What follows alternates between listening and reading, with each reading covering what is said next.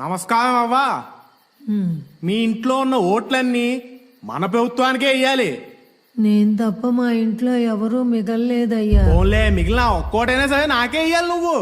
ముందుసారి ఒక్క ఛాన్స్ అంటే ఇంటెల 10 ఓట్లు మీకే వేశాం. మద్యపాన నిషేధం అని పిచ్చి ముందో పురుగుల మందో అమ్మారు. అది దాగిన నా మొగుణ్ణి ఆసుపత్రికి తీసుకెళ్తే ఆరోగ్యశ్రీ పథకం అవ్వదని చెప్పారు.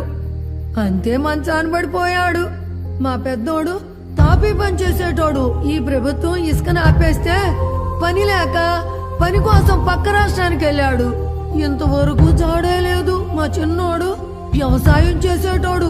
ఏ పంట వేయాలో ఈ ప్రభుత్వమే చెప్పి ధర స్థిరీకరణ అని గిట్టుబాటు ధర లేకుండా చేస్తే అప్పులు పాలై ఊరేసుకుని చచ్చిపోయాడు. అయినా కొడుకు పోతే బీమా వస్తుంది అవ్వా. బీమా బీమా అంటే నమ్మకం. నా కుటుంబం పోయిన రోజునే ఆ నమ్మకం పోయిందయ్యా. నాకు తలగరువు పెట్టవలసిన వారి సాగునే నేను చూడవలసి వచ్చింది. ఇక డబ్బు అంటావా?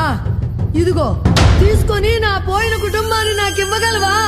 ఇదిగో నీ మనోడు భవిష్యత్తు గురించి అయినా ఆలోచించి ఈ ఒక్కసారి మళ్ళీ మన ప్రభుత్వం కోటి అంతా బాగుంటది.